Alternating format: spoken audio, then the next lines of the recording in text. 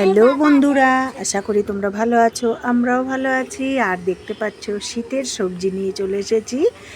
সাদা শিম, মটর, আলুর সবজি বানাবো, তাই ভাবলাম তোমাদের সাথেও একটু শেয়ার করি।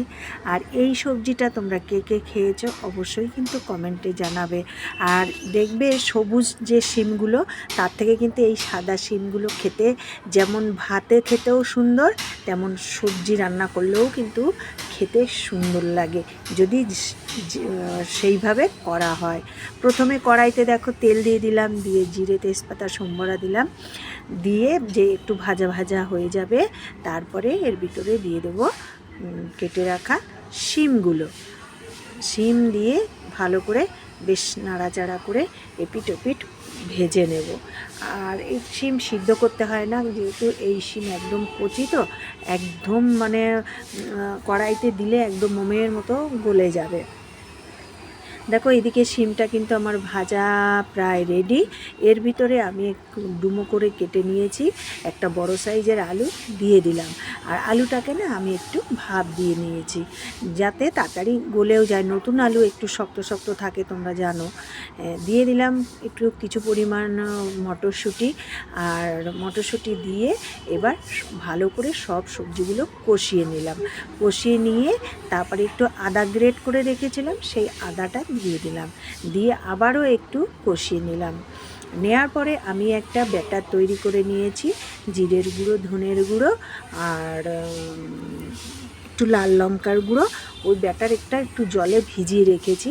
তারপরে দিয়ে দিলাম এতে 1 চামচ নুন, দিয়ে আবারও বেশ কষিয়ে নিলাম। কষিয়ে নেওয়ার পরে আমি ওই ব্যাটারটা দিয়ে দেবো। দেখতেই পাচ্ছ জলের ভিতর ভিজিয়ে রেখেছি, সেই ব্যাটারটা ঢেলে দিলাম। আর এটা চেষ্টা করবে একটু সামান্য লাল লঙ্কার গুঁড়ো দিয়ে আর সিদ্ধ লঙ্কা দিয়ে রান্নাটা করবে। দেখবে বন্ধুরা, কাঁচা লঙ্কার একটা স্বাদ আলাদা, সিদ্ধ করে রান্না করবে তার স্বাদ আলাদা পাবে। তোমরা করে দেখো, কিন্তু কোনো মশলা লাগবে না, এর অল্প মশলায় কিন্তু খেতে খুব সুন্দর হয়। আর দেখো বাটি ধোয়া জল, এ তো বাঙালির নিয়মই, দিয়ে দিলাম। দিয়ে এবার আমি মশলাটাকে এবার ভালো করে কষিয়ে নেব। কষিয়ে নেওয়ার পরে তারপরে দেব পরিমাণ মতো গরম জল।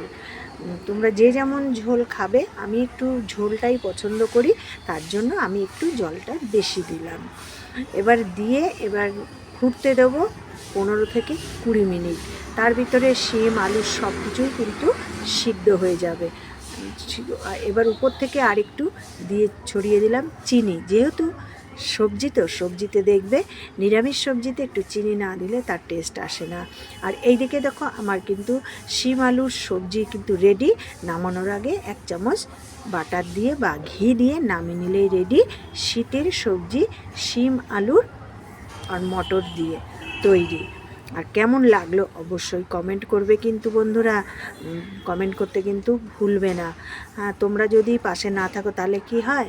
আর এই দিকে আমি কিছু আমন্ড নিয়ে নিয়েছি, একটা পুচকুর ড্রাই ফ্রুট বানাবো, তার জন্য ভালো করে ধুয়ে আর হাত দিয়ে ছালাতে দেখবে কষ্ট হয়, অনেক খোসাগুলো ওঠে না। এই যে চাকু দিয়ে একটু আঁচড়ে নেবে, দেখবে খোসা খুব তাড়াতাড়ি চটজলদি উঠে যাবে।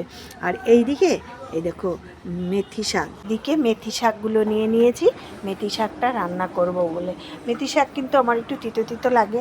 আমি যাই হোক আজকে পেঁয়াজ দেবো, রসুন দেবো, 2 কোয়া রসুন আমি একটু কেটে দিয়েছি, দিয়ে পেঁয়াজ কুচি দিলাম। আর ছোটো ছোটো নারকেলের মতো একটা আলুর হাফ ডুমো ডুমো করে কেটে নিয়ে দিয়ে দিলাম, নারকেলের মতো বেশ ভেজে নেব লাল লাল করে।